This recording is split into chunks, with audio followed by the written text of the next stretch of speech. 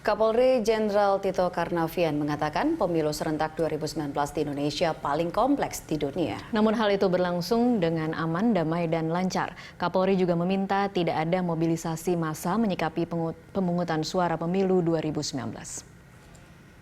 Baik, yang pertama tadi saya sampaikan Bapak Panglima,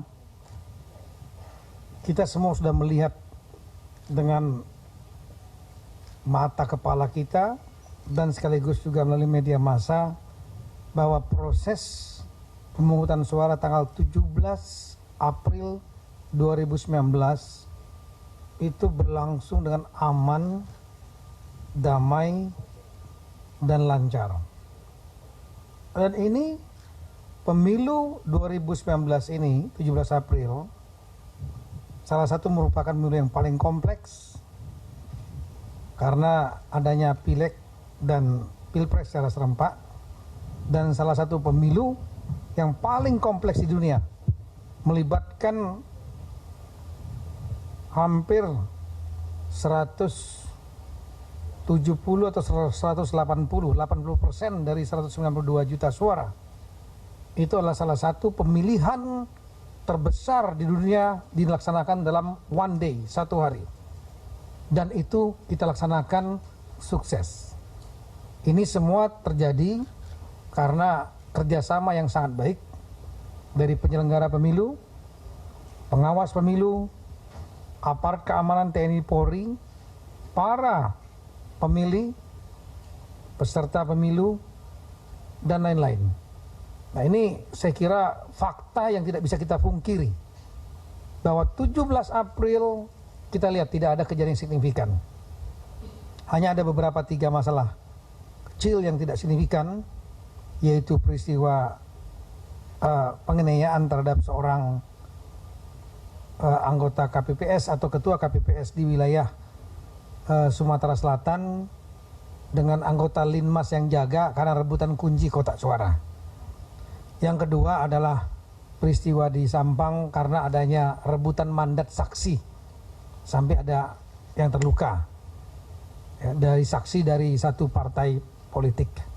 Yang ketiga adalah ada yang melarikan kotak suara satu ya di daerah Sampang juga, motifnya uang juga, tapi semua sudah kita tangani. Beberapa wilayah ada yang ditunda tapi tidak signifikan karena surat suara yang rusak, kemudian ada yang surat suara yang terlambat, ada yang tertukar karena DPD yang satu kabupaten pindah ke yang lain, tapi ini sudah diselesaikan tingkat lokal. Yang belum memang ada 2 daerah yang kita berikan atensi, yaitu di Kepulauan Banggai karena mereka habis gempa, tapi sudah dilaksanakan rapat tadi malam melibatkan KPU, Bawaslu, dan Forkompinda. 7 kecamatan akan diselesaikan. Kemudian yang kedua adalah di Papua, yaitu di Tolikara. Kemudian ada beberapa distrik yang belum masuk surat suaranya, Yahukimo juga demikian, dan di Intan Jaya.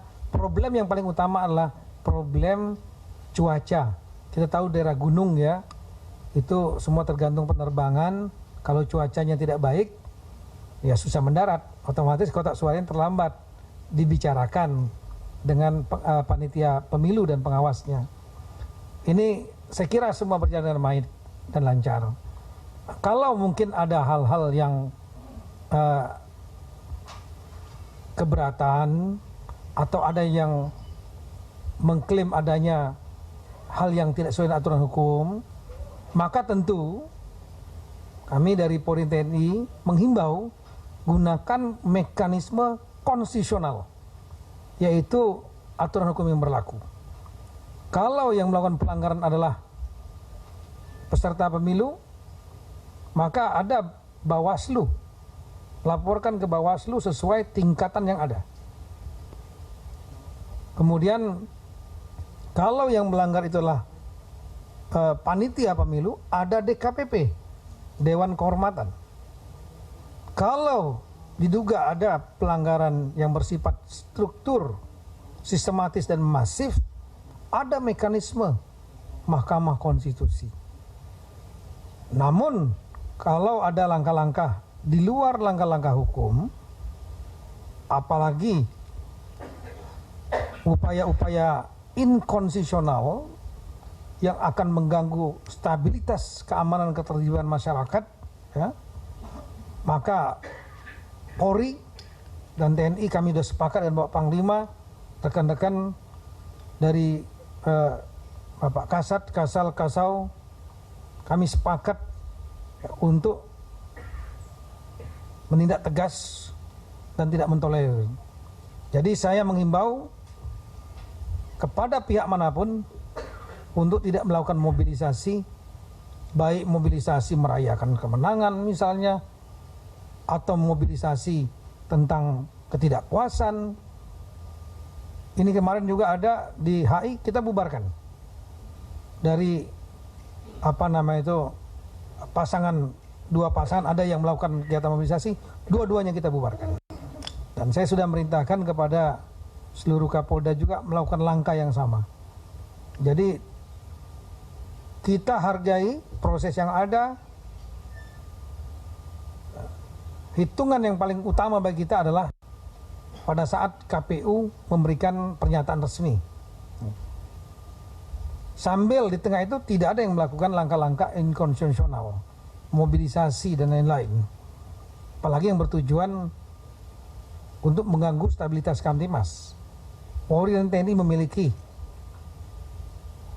kemampuan deteksi, kita bisa memahami kalau ada gerakan-gerakan, dan kita pasti akan melakukan langkah-langkah sesuai aturan hukum yang berlaku. Ingat, ini bahwa adalah proses demokrasi yang salah satu semenjak reformasi termasuk dihadiri oleh partisipasi publik yang sangat tinggi, di atas 80%, melibatkan hampir 160 juta atau lebih pemilih.